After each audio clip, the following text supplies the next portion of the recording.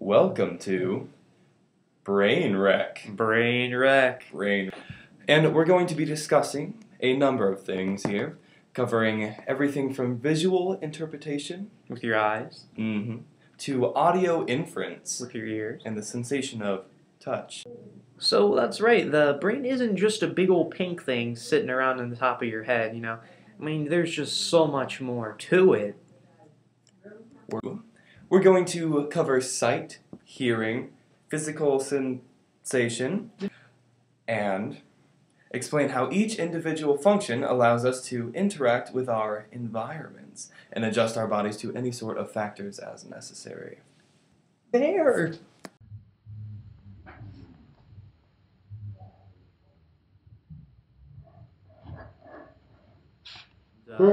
As was once said, the eyes are windows to the brain.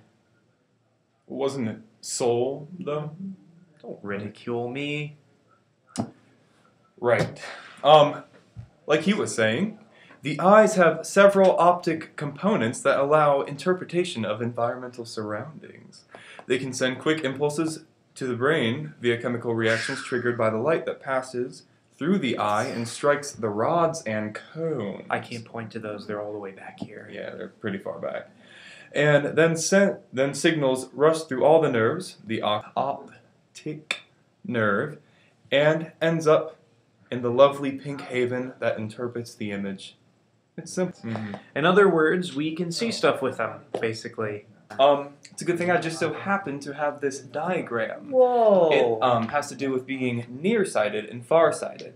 So, this diagram that is backwards on this computer shows nearsighted, farsighted, and normal vision. And it shows you that little dot right there is the focal point. It's the focal point. I'm not flipping you off. That's a focal point where the light hits in your eye. So, as you can see here, if your focal point is farther towards the front of your eye, you'll be nearsighted. If it's farther... Because the light will make a different contact point, which will pass through your eyes at different levels, basically. He catches on I quick. think I get it, yeah. Can you feel that? What? Call it. Call it in the air tonight. Yes, I can feel it, Collins. Wow, I see what he did there. Ooh, a stove! I'm gonna touch it!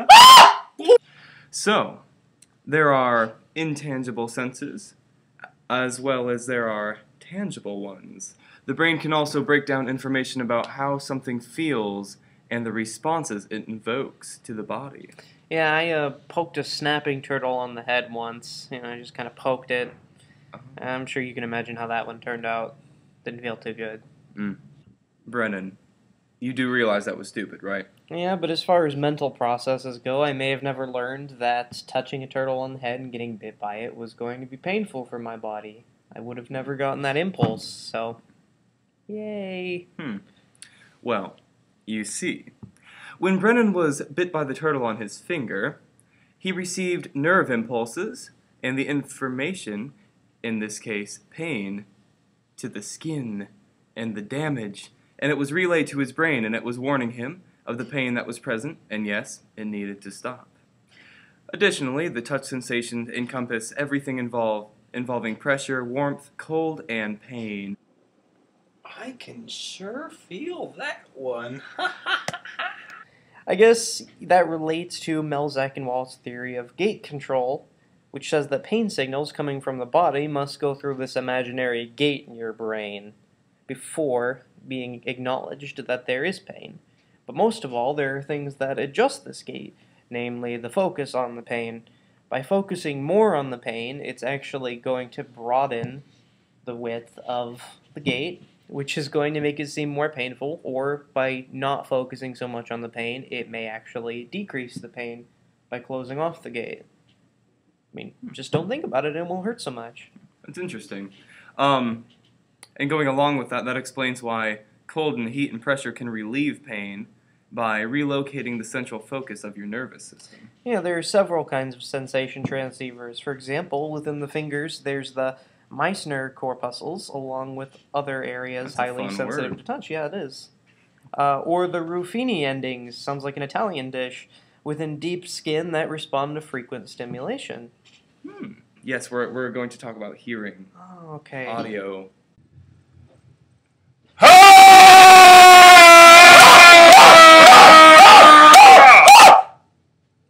So yeah, in case you didn't hear, we're going to talk about what's in your ear. You got the outer ear, which is composed of the pinna, which collects outside sounds, traveling by air. You've also got the ear canal, which acts as a sort of sound reverberator, amplifying and resonating the sounds even further. That's exciting. And the inner and middle ear are keys to transmitting sound waves and such to the brain. The middle ear is made up of the tympanic membrane, which mainly assists in protection, the middle ear cavity, which acts as an extension cord for the middle ear to the inner ear, the eustachian tube. That's a fun word. That's a fun word. Lots of vocabulary. The ear's pressure equalizer, and finally the ossicular chain, which contracts sound before reaching the inner ear. The inner ear consists of the vestibular system, which actually aids in balance. There's also the cochlea, often seen as the snail in your ear. It looks like a tightly coiled structure. And what that does is, it's a fluid-filled structure that holds the VII nerve, or the auditory CN, which carries the sound of the brain, usually in the auditory cortex regions, which is then cued within it. And from there, it tells the brain, Hey, listen! in other words, you end up understanding that something is making sound or someone is speaking to you. The fun thing about hearing is that it can allow you and your brain to react to things that are otherwise undetectable, such as explosions behind your back, or dying cats, and even... yeah, Air horns. all that good stuff. All that good stuff. So, in conclusion, you'll probably have figured out by now that the brain is quite the little doohickey sitting around up there. Here's one of the things we covered. We covered audio. We talked about how you've got multiple ear structures that help reverberate the sound from outside to inside your brain. And also the vision, quite the doohickey, quite an amazing system. All that eye jazz, how you see and perceive color. And The light. visible lights. Yeah. All that stuff. And we talked about sensation, about how Joseph touched a stove earlier and burnt his finger, or how I touched a turtle and got a huge chunk of my skin ripped off. And additionally, you can find out more by checking out your local library. Yes, or Google.